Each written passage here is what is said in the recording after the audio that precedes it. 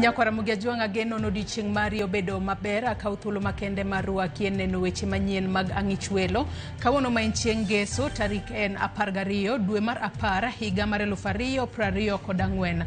Odiochieng' ma oganda Luo nitiere kod lit kaachiel kod kuyo ahinya to ne johera mag wendego mag benga kaluwore kod tho mano mar jathoma kata jawera mar wendego mag benga mano jawer marahuma Princess Jully mano wito ngimane odiochieng' ma kawuono. Nyako Ramogi wamedo luonu matut kotudore kod tho mano mar Princess Jully mano jawera marahuma mar wendego mag benga. Ng'eni oganda Luo kaachiel kod johera mag benga wang'eni Princess Jully en achiel kuom jogo mano were pacho kae kende kinde mokalo chien wanyalo wacho ni wendege to mana kata nyaka sani wendege podi ji ohera ahinya. Mago kaachiel kod mamoko mathoth Nyako Ramogi waikoni otieno ma kawuono e weche manyien mag ang'ich welo. To mokwongo yud thuond weche ma omiyo pek.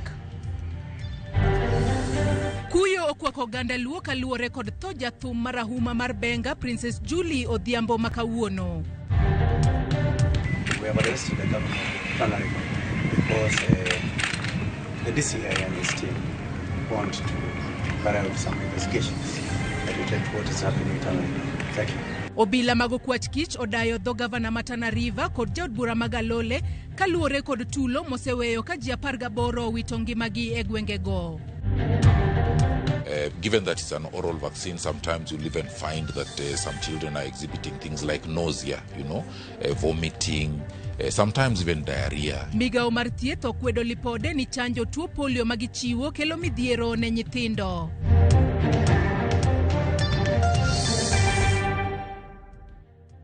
Nyako Ramogi mago kaachiel kod mamoko mathoth e yor adimba arwakini machiegni yie mar mondo mi bed kodwa nyaka e giko mar weche manyien mag ang'ich welo midhiambo ma kawuono. Nyinga Joyce Oduor antiere kae kod jaloko marwa Belinda Adhiambo. Pani nyalo tudri kodwa ka indikonwa kokale namba mar ote machuok 3600. Facebook ibiro yudowa achiel kachiel Ramogi TV, X @Ramogi TV. YouTube kaachiel kod Citizen Digital beni nyalo neno weche makamagi achiel kachiel machiegni. Wachako kod weche mag lit kaachiel kod kuyo kama jathum marahuma mar thumbe benga Lilian Auma Aoko mong'ere kaka Princess Jully onindo tok tuore kuom kinde. Kaluwore kod familia mare, Jully osebedo ka tuore kuom jumbe 9 mokalo. Jully owito ngimane odhiambo manyoro ka oyudo thieth e osuptal maduong' ma Migori. Princess Jully idhi para kod thumbe kaka Dunia Mbaya, Jachabera, Amayo Charles, Agwenge e kin mamoko. Jafwambo marwa Jojuma luonwa wachni dalane ma Migori kagisani to winjane bath twak mane obedo godo kod jafwambo Atito Kafaya e chenro mar ng'ejo thumbewa. Onge moro kendo e piny mangima ibiro yudo mana to mabande lakini an Princess Jully. Yes. Ibiro yudo Princess Diana to mangima en Princess Jully, anyar Luo, anyar Homa Bay County, anyar Kajulu Kamenya, wadak Homa Bay, wadak Kabuoch, Sablo Kizulu. Anahero wer kata ka ng'ato chwanya to awerne. Koro mama ni kono ni jodala gini nyathina ni ok dhano kanyuolo dhano ma jin. Nyathi ma kware tuke yanade. Oketo agi Asis Abdil. Kanyo na wayombe wer no los wer ang'o miyo awero Dunia Mbaya. Ang'o miyo awero Kim. Nokwongo pimwa. Ne wan gi Kabasela, ne wan go Kach, ne wan gi Joji Ramogi Ojijo. Ne wan gi Asis Abdil. Ne wan go Juang Mama Kayai. Ng'ato ng'oni tini nyega senen kumedi noketo gik moko e iye kama ne nokun. Ne wan go Ojuang Yuka Kota gini. Koro jothumbe oyier oketa gi Kabasela kamotera no wer mna loso yombo. Iwacho no wer chako tera Kabasela koro Jully opogore go. Kendo madhi aloso wer kanyo wenda no yombo. Noketa gi jothumbe gi te nyaka Asis Abdil. Kaeto wasunguka ochako ng'iyo ni pimo ji to ang'o momiyo wawero gini.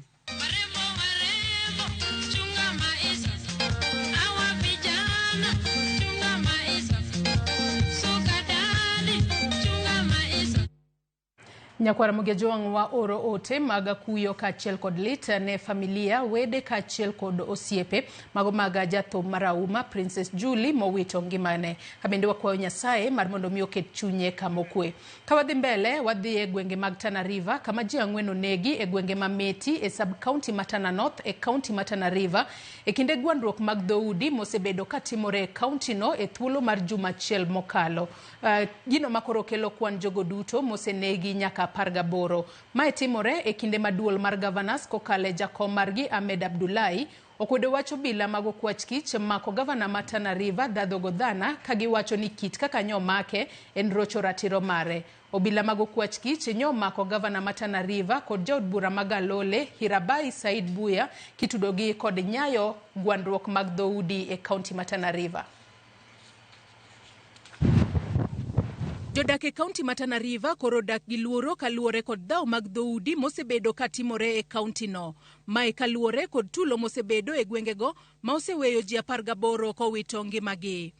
E thuolo mar juma achiel koro, jopiny osebed kinego ka ikin tarik 4 kod 5 dweni, ji 2 nonegi e gwenge mag Anole e sub-county ma Bangale, ji 2 ne onegi e gwenge mag KBC cluster e sub-county Onogo ma Bangale, ji 4 ne onegi e gwenge mag Naningi e sub-county ma Tana North, tarik 10 ji 6 ne onegi e gwenge mag Matangala, sub-county ma Tana North, kaka wuono ji 4 onegi e gwenge mameti sub-county ma Tana North. Dhaw mag dhoudi kod nek mar jopiny koro miyo jodak e gwenge ma dhaw jathoro bedo osechako dar ka gitemo reso ngimagi. Sisi hapa wake zetu, watoto wetu wamekimbia. Manyumba ni kama vile mnaona hayana watu ndani. Wakati watu wamekimbia namna hii ni rahisi kwao kuja kutufanyia kitu ambacho si kizuri. Jodak go koro kwayo jogo manigi gige lweny ataro mar chik mondo yie olu chik mane ogol kod ogai mar obila Douglas Kanja mar duoko e lwet obila gige lweny ma jopiny ni godo ataro mar chik. Wale walio na silaha mabunduki waziregeshe pale, alafu baada hizi clashes zikiisha waende wapatiwe. Hii jambo mimi sijaona ni jambo mzuri. Si fikira mzuri. Unless hiyo bunduki serikali wamewapatia permit ya kukaa na bunduki, ndio inaweza rudishwa pale ili isifate kukodishwa. Hawa ambao kwamba walio na hizi silaha ambazo kwamba wanazozitumia kwa kuweza kuwadhuru wenzao, tunawasihi tafadhali waharakishe kivyovyote vile hizi silaha waweze kuzisalimisha. Katobedo ni sirikal kokalo kuom jatend migao mar arita Kithure Kindiki ne oketo kum makumo wuok oko kochakore sa 12 otieno nyaka sa 12 kinyi kaka yo mar temo kelo kwe gwengego. Jodak ma Tana River koro wacho ni sechego ok owinjore ni mar dhao kinde mathoth muoch odiochieng' alanga. Vita hivi kiangalia toka zianze, hakuna vita ambavyo watu wamepigana usiku. Watu wanafanya uvamizi wakati wa mchana, asubuhi. Kwa hiyo tulikuwa tunaomba kwa serikali isiwe tu imeweka wakati wa jioni peke yake. Vile vile mchana kuwe kuna serikali ama kuna polisi ambao watashika doria. Bendegi kwa hiyo serikala mondo yie othul oko kumo wuok oko gotieno e gwenge mitime ohala kod kuonde mag lamo. Sisi si kwamba tunapinga kafyu, tunaunga kafyu kwa ajili ya usalama wetu. Lakini ningeliomba kwamba hii ni kafyu upande wa Madogo Center na Maroro Center at least iweze kuondoshwa. Kama haitaondoshwa iwekewe muda mahsusi, kwa sababu kafyu zaidi iathiri ama kafyu zaidi iweze, ili zoezi la kafyu zaidi iweze kufanyika sehemu ambazo kwamba zilizoathirika. Tafadhalini tudumisheni amani. Kaluore kod dhaw mag dhoudi e county ma Tana River, obila mago kwach kich no mako governor ma Tana River Dadho Godhana kod jaod bura magalole Hirabai Said Buya kitudogi kod nyayo dhaw mag dhoudi. Ogai mar obila Douglas Kanja oyango meko mar governor ma Tana River. In Tana River, we are there again to ensure that our brothers and sisters who occupy that part of our country also safe and secure. Yes, we have arrested the governor of Tana River because the DCI and his team want to carry out some investigations that relate to what is happening in Tana River. Thank you. Katakamano, duol mar governors kokalo kuom jakom margi Ahmed Abdullahi okwedo wacho bila mago kwach kich mako governor ma Tana River Dadho Godhana kagi wacho ni kit kaka nyomake en chocho ratiro mare e buo pen chike mapachoka. Nyaka gisani Sirikal temo matek mondo otem kelo kwe e kaunti ma Tana River. E oboke moyiedhi mar piny owacho, jatend migawo mar arita Kithure Kindiki ne oyango gwenge 12 ma Tana River kaka kuonde maricho nikech nok mar arita. Kindiki tok poro wach kod duol mochung' ne arita e pachoka nowacho ni kum ma kumo wuok oko kochakore sa 12 otieno nyaka sa 12 okinyi biro dhi nyime kuom ndalo 30 mabiro. Gwenge moyang kaka kuonde mantiere kod nok mar arita gin Madogo, Areri, Saka, Sala, Mororo kod Mbalambala mayudore sub-county ma Bangale, kaachiel kod gwenge ma Hirimani, Hosingo, Dukanotu, Chewele, Naningi kod Bura mayudore sub-county ma Tana North. Ten migawo mar thieth okwedo mokalo weche maliekore ni yath chanjo mar polio mosebed kimiyo nyithindo manie bwo higni 5 onge e rang'iny madwarore kendo kelo midhiero ni nyithindo ma osechanje. Koloso kod jofwambo e apisi mare, jalup director e migawo mar thieth Laktar Sultana Matendechere wacho ni onge yath ma ok ochopo e rang'iny madwarore ma sirikal nyalo golo e pachoka mar timo chanjo. Giwacho ni yath maber nyaka bed kod midhiero matindo, gino ma kawaida e yath moramora ma rang'iny mare ni malo. Sultana okwayo jonyuol moseneno ranyisi ma ok kawaida kuom nyithindgi mondo chiw ripot kata ochope od thieth moramora machiegni kodgi.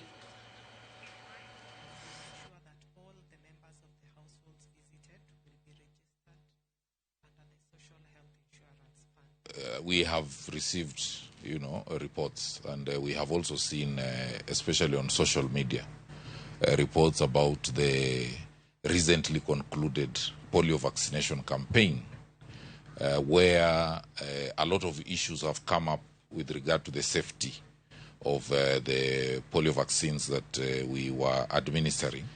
Given that it's an oral vaccine, sometimes you'll even find that some children are exhibiting things like nausea, vomiting, sometimes even diarrhea, Those are things that you'll be able to see. And generally there will also be, because these are children, we'll also be able to see them now behaving abnormally. Maybe they are not feeding as usual. And when you see that, then we say that if it persists, if it becomes something that is persistent, then you need to come to a health facility. Toka podwa ntiere weche motudore kod sekta mar thieth ni jotuo mayande ni e okumba mar thieth mar NHIF dwaro mondo piny owacho e migawo mar thieth oranga ne malong'o okumba manyien mar thieth mar SHA kata giwite oko chutha. Kaka Millicent Adhiambo leronwa, jotuogo wacho ni gikale midhiero mag chulo omenda mag thieth kaluwore gi lokruok makama. E od thieth maduong' ma Ramogi Oginga Odinga Teaching and Referral Hospital e boma ma Kisumu, jotuo mathoth obede lai ka gin gi geno mar yudo chenro mag thieth e sama moko manyo kaka ginyalo wuok e od thieth, moko to donjo ka manyo kaka de giyud thieth. Picha mako ka thothgi nigi achiedh nade e lenda wang'gi ka gikia kama de giyude konyruok e yor chulo omenda kaluwore gi midhiero mar okumba mar thieth manyien mong'ere kaka Social Health Authority kata SHA. Jotuo gi thothgi wuok e miere mayuto ni piny kendo geno margi ne nitie e okumba mar thieth mar NHIF e chulo omenda mag thieth. Ana biro hospital kae mondo thieth nyathi to gima neno kawuono tama gi wuoro. Asechulo pesa to NHIF onge pesa mana chulo. Nyathi 5 years ni thiedhowa ga nono. From yesterday nyoro nyowan kae koro ginyiswa ni system kendo sani be the same thing timore. Koro ok wang'eyo nikech bill osemiwa kata an wuoda no wuok on Monday to bill en sani ndi 30,000 mosemiya. Koro wakia ni 30,000 adagoles kanye sani. Koro nyaka ne lokruok ni bedi to SHA en problem kata koro negi weya NHIF machon. Chiema ni lokruok no ema na lokore SHA. Kaduga lokore SHA to unyisa na ta read message. Okaromo kawuono mano miya discharge nyoro ni mondo ang'i NHIF na kano chulo. Kabilo tungisa na okti system ni piny to bilo radio sakelna bil en singa 54 gi 200 idwa na chul cash gi sani kech nyathino sami discharge to sama chal kama onge pesa nategemea ni kade madhit mang'o de chul ko kaka nyatimo podakia. Kata kamano nyaka ne okumba manyien mar Social Health Authority chak tich pachoka jotuo ok nyal chudo kowuok e okumba no ka chunogi mondo gidogi ofuke gi aching ataro mar singo mane oketnegi gi piny owacho. Ywak gi maduong' koro en mondo piny owacho owuok ogol ler ewi gima timore kaluwore ni okumba mar SHA mane giwacho ni onge ng'ikruok ok ti gima miyo thoth gi koro ok nyal yudo chenro mag thieth mochuno. Koro an akwayo sirikal giwere gi SHASB mondo giduok no NHF man wang'iyogo. Midhiero ni omako ji mang'eny kata an kenda. Wan mana hasola. Koro in kibiro hospital ting'isi mani dhi chul ka seche moko ionge pesa ibiro chomo kanyo. Kata ka jogo nya duoko na kad pesa na enini SHA mondo chulna mondo system okwanya nyathi to nya konya. Wan gi bagni mar adiema Nyasaye. Koro wakia ni koso samoro wanyalo thagore ka to gidhi chulonwa pesa. Kane oloso ewi wachno, jatatije maduong' ma Jaramogi Oginga Odinga, Dr. Richard Lesiampe, yango ni kata osebedo ni gitemo eneno ni okumba mar SHA otiyo maber mar konyo jotuo midhiero 1-2 to pod gineno. And so far, effective I think 3 days ago, because initially we had challenges on admission. Now we have the portal for admissions, which is working. We also had some challenges on discharges, but now we also have a clear method of actual discharging. The system is actually admitting and also discharging. The only challenge we are experiencing is pre-authorization. The pre-authorization forms are not yet available. However, we have been given a green light that we just go ahead, admit and also discharge them. We are discharging them, awaiting for reimbursement from SHA. And they have given us confirmation that reimbursements will be done on a monthly basis. Jotuo mathoth pachoka pod yudo midhiero e tiyo gi chenro manyien mar okumba mar thieth mar Social Health Authority kata SHA ka gigeno ni piny owacho biro winjo ywak gi mapiyo kaka nyalore mondo giyud chenro mag thieth e yo makare ma ok ni gitiyo gi omenda gi aching'. Millicent Adhiambo, Ramogi TV, karido thieth ma Jaramogi, Kisumu County. Piny owacho ma kaunti ma Migori ka otenore kod piny owacho mamalo ochako chenro mar tudo ute mag thieth duto e kaunti no kod sitima mondo ber chenro mag thieth. Okang' ma kamae biro e kinde ma lipot mawuok kuom migawo mar thieth e kaunti no yango ni maromo subtende mag piny owacho maloyo 60 pok otudi kod sitima. George Juma nigi mathoth. Eng'wech mar chopo lek mane koro oganda thieth makare kende yo mayot ma idendo kaka universal health coverage, piny owacho mar kaunti ma Migori geto neno ni ute thieth duto e kaunti ma Migori koro bedo kod sitima. Bedo kod sitima nyiso ni dhi tieko midhiero mar kethruok mar yedhe madwarore ne okane kama ng'ich thi, kendo oganda bende dhi bedo kod yot e yudo thieth e seche ma gidwaro. Osiptal maongo madegwego mag South Kamagambo e sub-county no Marongo en achiel kuom osiptende makoro siro sitima e bwochero ni matudo utego mag thieth kod sitima e kaunti ma Migori mangima. I would like to appreciate the national government through the Ministry of Energy for working closely with the county government to restore power here in Ongo sub-county hospitals. And we are grateful that we have a great collaborative network that we will tap into owing to the wonderful working environment occasioned by the broad-based government. Mondo mi agoero kamano ne waziri marwa, waziri mar energy, waziri Opiyo Wandayi, kuom winjo ywak kane agone mbaka, kane wago mbaka kwa tudore gi governor marwa George Mbogo Chilo Makayako. Transformer ni national government mang'amo nego til gi wach mar transformer ni en MP of the area. Osiptal ni Marongo ne otieko kinde maromo dweche 8 ka onge stima bang' transformer ne okethore. Biro mar sitima osiptal ni okelo fungruok ne jochiw thieth kaachiel kod kata oganda ma osebiro kamanyo thieth e osiptal ni. Ka dhako ni kod sane monego nyuolie to ok onyal timo mano e yo mayot.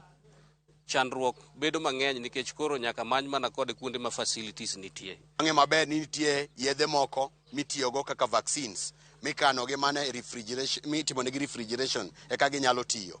Magi nyocha ok nyal timore nikech stima ne onge. Solar manye watiyogo onge capacity mar provide maximum energy manyalo konyo yore mag osiptal. Peter Otiang' kod jodak mamoko e sub-county Marongo wati yande ok ginyal yudo thieth makare e osiptal ni Marongo nikech onge mar stima. Nyadi ng'eny mine osebiro osiptal ioro gi mana kuonde mamoko nikech onge kaka nyocha inyalo timne gi thieth kata ka gidwa konyore. Kora mor kabisa kuom governor kelonwa stima ma incho yango godo bang' higa achiel. Mana stima osenyowa ka stima onge ka jatuo biro gotieno jatuo ok nyal konyore irifa e osiptal kuma chielo kuma stima nitie kech no onge gi stima. Watero gigewa ma ikete fridge kaka vaccines, kaka remo, ne watero e dispensaries moko ma oko mantie gi stima. But chakre kawuono wadhi bedo gi yweyo maber. Kalre kod apisa maduong' e migawo mar thieth e kaunti ma Migori Samuel Atula, nitie osiptende maromo 60 e kaunti ma Migori mangima ma nyaka sani koro pok otud kod sitima, gino mosekelo pek e yorego mag chiwo thieth. Kaunti be duong', wan gi osiptende moko ma pok oyudo stima be makalo 60 ma wadwa ni oyud stima. Nitie moko ma yawo Manyien to moko be pok ne okednegi stima. E seche matend kaunti ma Migori ka otenore kod piny wach malo temo neno ni osiptende duto otud kod sitima e kaunti ma Migori. Oganda e kaunti ma Migori dwaro mondo koro jod bura onen ni sitima ochope konde duto e kaunti ma Migori nikech ma tich ma owenegi. E gwengewa nitiere last mile masani wuok sani. Dwar mondo wakwa ni koyie kaka ni mbaka wasechako goyo chande mondo wangi kaka inyalo miwa stima mondo konyo oganda wa. Kalo konyo mondo stima ochop ne ji, mondo ji we manyo stima gi yore maricho. Nikech wan jo Kenya te, ng'ato ka ng'ato nigi ratiro. George Juma, Ramogi TV, Migori. Prime Minister mar piny Haiti Gary Conille oromo kod jodito mag obila e kar tiegruok mar obila mag Kanga mar neno ikruok mar obila maromo 600 ma ichano ter Haiti dwe manyien. Ogai mar obila Douglas Kanja oyango ni sirikal oseloso wach mar leo e osara mag obila manie piny Haiti. Jafombo marwa mar Chris Owino lero no mathoth. E kar tiegruok mar obila mag Kanga e gwenge mag Embakasi, ogai mar obila Douglas Kanja, ogai mar Okwachkich Amin Mohamed kod ogai mar obila mag Kanga Gilbert Masengeli ochopo mar rwako Prime Minister mar piny Haiti Gary Conille.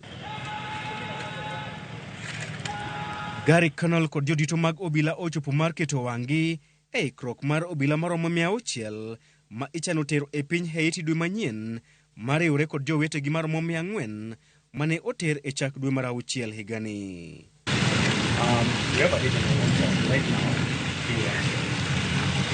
All those from the National Police Service, from the Combat Unit, National Police Service, they have been prepared. Actually, we have been carrying out the deployment training in readiness to deploy them again to continue supporting their brothers and sisters. So these discussions, of course, will remain ongoing, but we wanted to come in person to have a good sense of where we're going to be in the next few weeks in this fight against lawlessness. Etwak mare kod jofwamb weche, Douglas Kanja oyango ni weche mag leo e miyo obila manie piny Haiti chudo margi oselos kendo gimor. It has been sorted out, they have been paid, they are happy.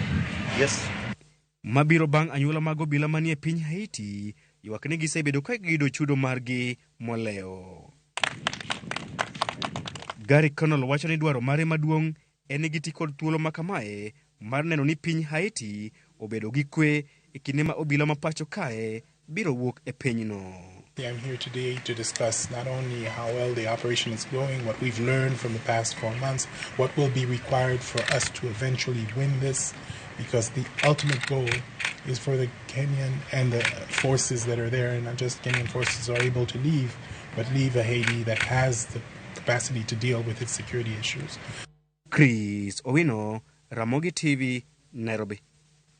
Jatend piny William Ruto notelo ne jolweny e nyasi mar sidho Reverend Wallace Ng'ang'a Gashiri kaka bishop mar jolweny e alap ma Ulinzi Sports Complex Nairobi.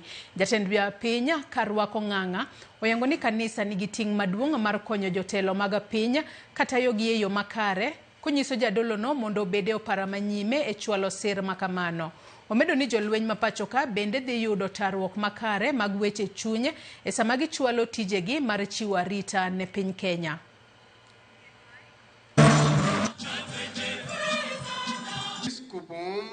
Castrensem ibi te constituimos e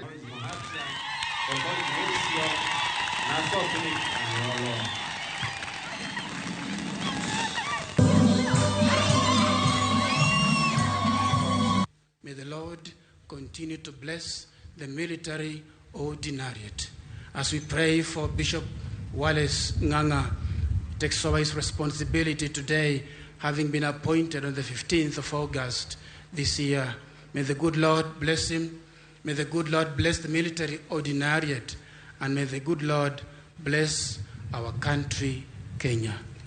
Bishop Nganga, receive my warmest congratulations and the best wishes of the government and the people of Kenya as you take over this responsibility to look after the spiritual health of our military ordinariate. Throughout the life of our nation, the partnership between the state and religious institutions has been a cornerstone of our nation's strength. The Catholic Church is among the foremost of our partners and continues to complement national strategies to serve citizens in many sectors, including education, healthcare. Gavana ma Kisumu Anyang' Nyong'o ogwel kaka ogai mar duond bura mar ODM e yor kojolo e kinde ma gavana ma Homa Bay Gladys Wanga to okawo lemo mar jakoma.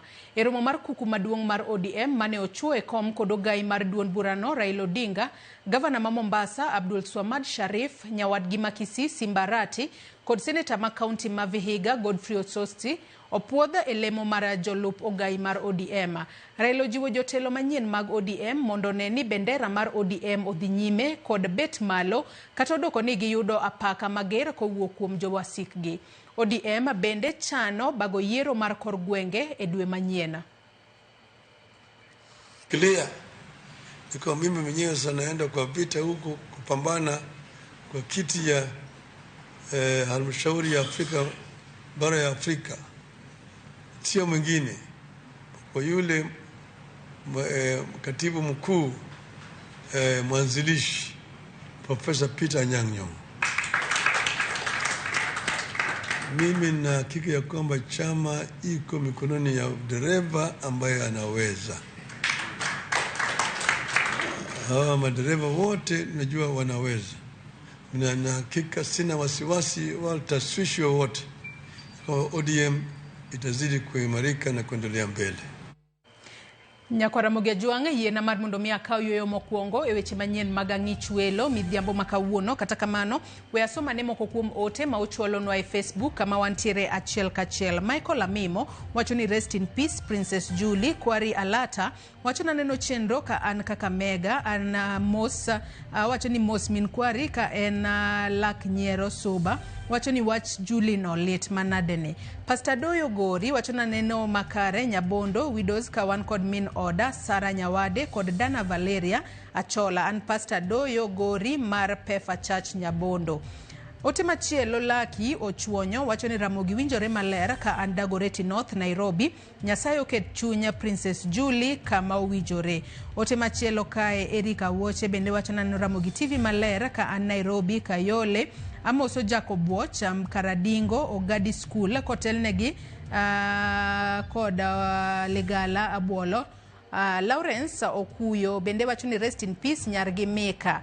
Ote machielo kae iwacho kae ni yuda makare ka intiere boma mano mara Changamwe mane county ma Mombasa. Nyako Ramogi med chualo ote magi kata paro moramora kotudore kod weche wa manyien na duto mag ang'ich welo. Akaw yoyo madundo gi sani kaita duogo adhi mbele kik idhi mabor.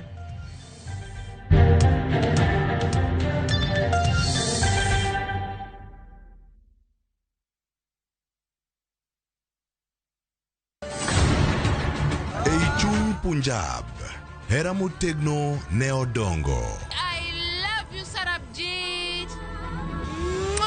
Jod Sardani, oweka chunygi nigi lit mang'eny. Kargi ji adekni, hera bro keto gi kamoro achiel nyaka chieng'. Chunogi ni nyaka gimakre motegno gi hera kod winjruok. Okunyal paro kaka unopuonju, wan ji adek wan wachalo kaka ngum. To ngum moriwre otegno, to mowere kamae ok otegno. To e piny kama gik malich timore, en ng'ano maginyalo geno. En ang'o momiyo nyakono okawo pache kamano? Kara nyakono en ng'a? Riwri kodwa e wuoth manyien mopong' gi hera kod chir.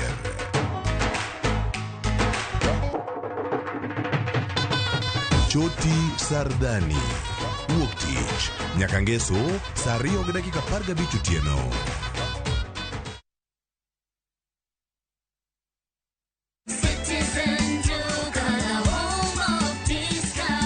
Imefika time ya kupaka nyumba rangi. Citizen Duka the home of discounts inakuletea ofa ya rangi za kishua za Duracoat kutoka Mudhukinjo. Duracoat Vinyl Silk ya lita 20 na Duracoat Vinyl Matte Deluxe 1 ya lita 4. Ukinunua hii package ya rangi on Citizen Duka for 14,900 utasave 1,250. Piga *487*5# hii ulipie na utapokea confirmation message ya kuchukua package yako kwenye Citizen Duka counter katika duka la Mudhukinjo karibu nawe.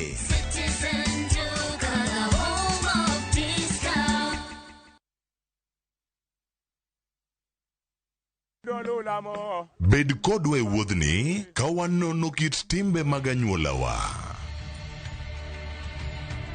Oyundi no neni en winyo mayot. Sama no dhi chiemo, ng'ama ok ohero tich matek. Koro nyako ringi kodhi chiemo. Ema nomiyo chake kamano. Gin kido mamiyo wabedo kaka joluo, sigendni mopogore opogore mag dhoudi mag luo. Chiro ma kiti pando chira. Gini dwa chako ndeti mos. Okelo nya honda. Dil majony. Luweche mag luo mopogore opogore. Moro ka moro kuomgi nigi ranyisi mopogore opogore. Wuon magolo ng'ani ka wuongi watere wadhi gone dala. Koro telo gile to gi gweno. 111 Luchenro ni ngeso ka ngeso saa 1:45 otieno e Ramogi TV.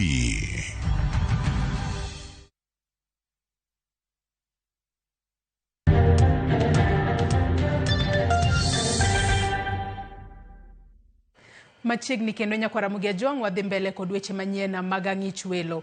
Skul junior secondary mar Hillside Endarasha e kaunti ma Nyeri pod idhi dong'a ka olor bathe mar jopuonjre madak kata boarding.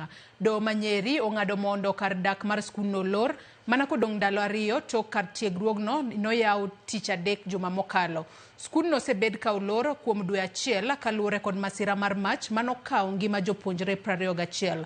Jailieta nigi mathoth.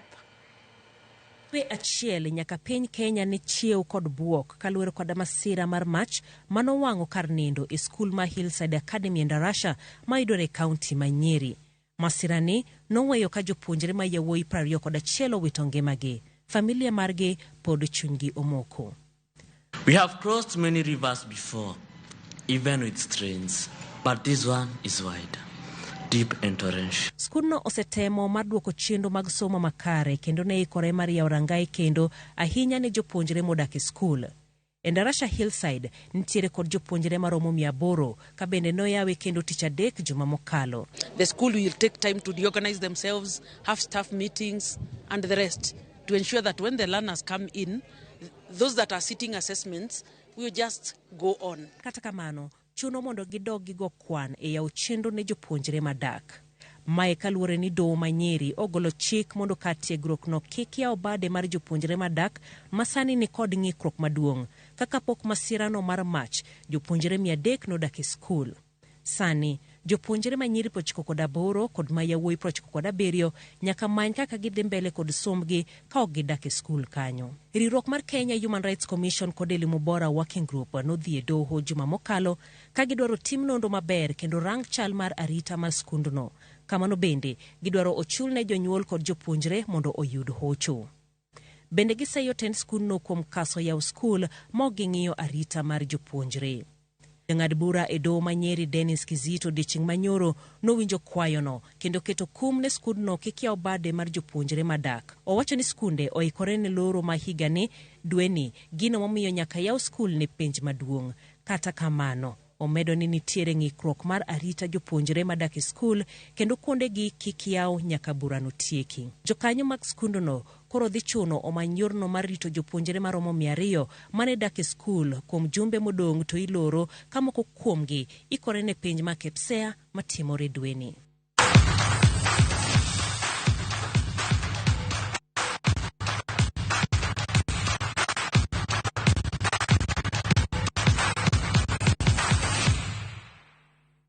weche mag tuke en ni kuom kinde tuke mag agoko oseng'ere e kind joma chuo kod yawuoyi.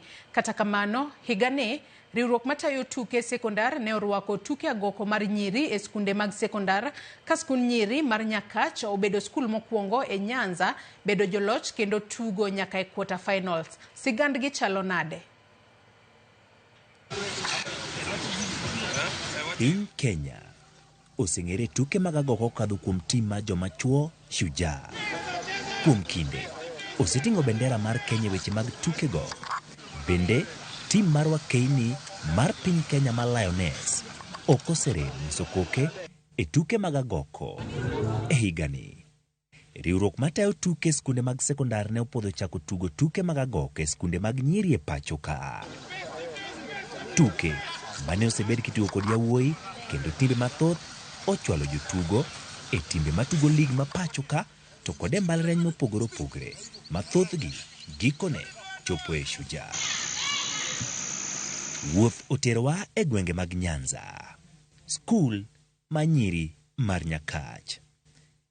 Skul manyiri mar Nyakach nitiere kod tim mar nyithindo manyiri mong'ere kaka Plateau Queens, ma bende nobedo joloch kendo tingo bendera mar Nyanza e tuke mag Kenya mangima ka gichopo e kidieny mar quarter finals.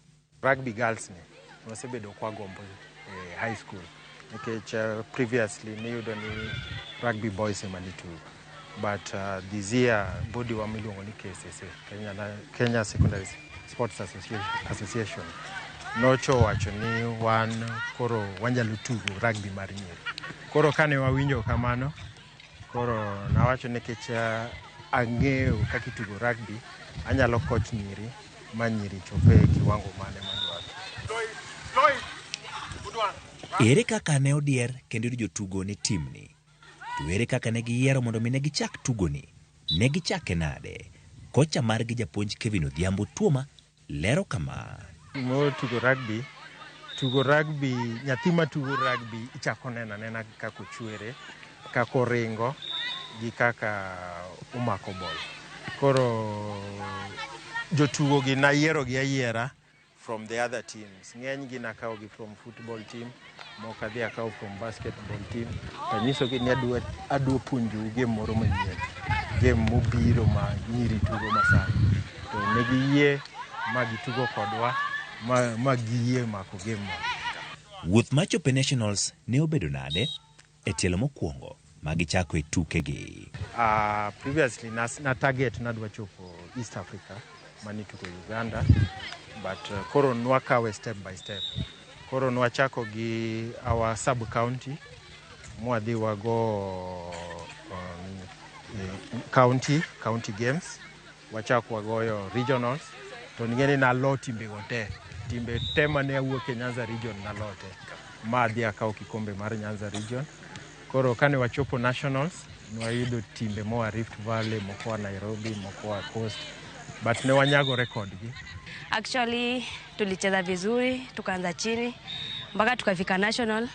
Although hatukuwezewa kuenda East Africa, but time yetu ilikuwa East Africa, ilituma sana.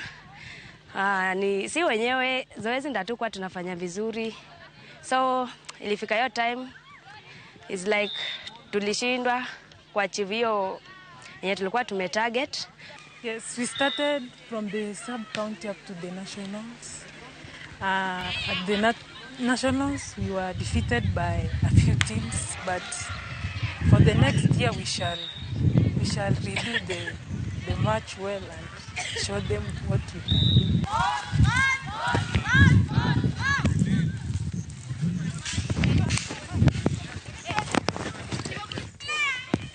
En tugo madwaro mathoth, kendo nyithindo manyirigi keto maino margi e orako.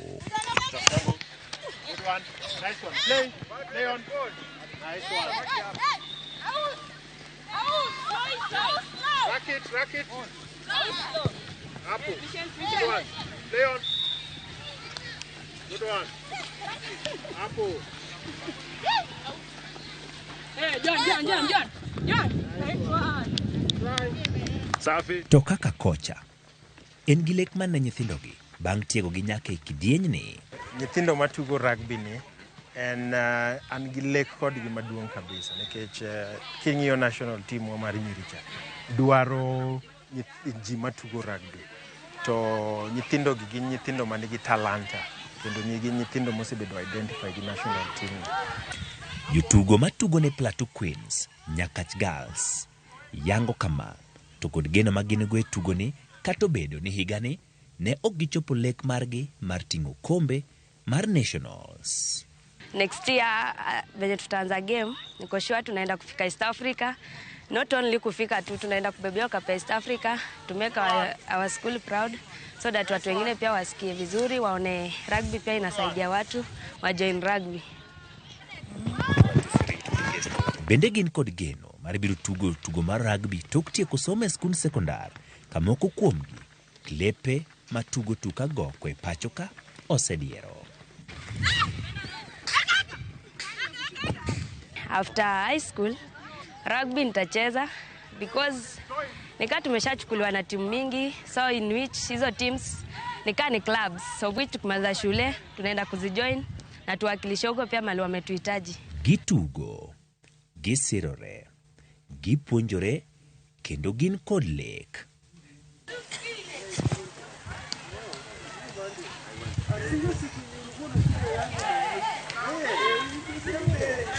E weche mag tuke, tim ka tim nitiere kod gino magitimo mondo migi mijing'o.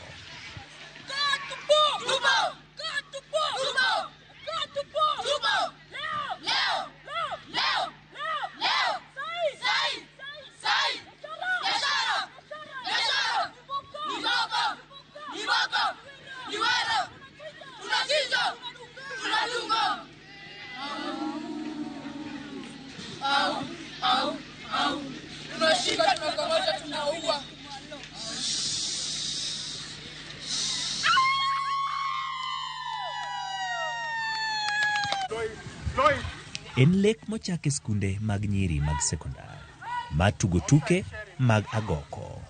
En mano mochakore higani kendo biro dhi nyime.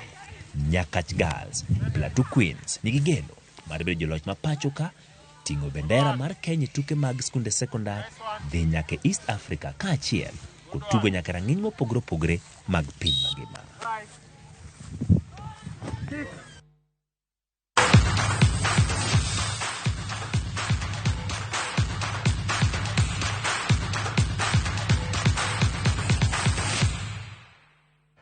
Puoch gi paka ne tim mano mar skund sekondari ma Nyakacha makoro bedo skul mokwongo e Nyanza ma bedo joloch e tukego mag agoko. Gitugo kanyo nyaka quarter finals, mano sigana maber ahinya manokelnwa kanyo kod jafwambo wadwa Ochieng' Emmanuel. Nyakwara Mugejongi kanye mochopo gode giko mar weche manyien mag ang'ich welo otieno makawuono.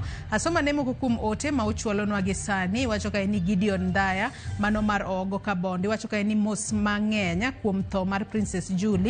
Prince Guya bende wacho ni Joyce Oduora, Nyasaye mondo ket chuny Princess Jully kamokue. Peter Otieno Wida bende wacho na wuoro ni polis man Haiti msach gi leo. Ya wacho ka ni gichiegni ng'anyo. Wilberforce Otieno wacho na winjo chenro ka an kotieno tu North Kanyamkago Ward. Onyisa ka ni jothurwa tho kendo tuoche negogi bang' aora kuja kethore. Chemicals mag sukari industry okelo kethruok mar pi.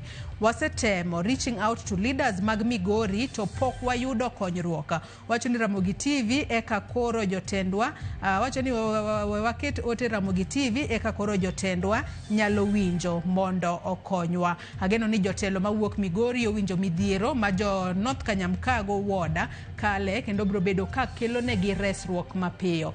Nyakwara Mugejuang' yiena mar mondo mi alor weche manyien mag ang'ich welo gi kanyo oriti masani. Nyinga Joyce Oduor nantiere kae kod jaloko marwa Belinda Adhiambo. Warad kendo e weche manyien mago imore.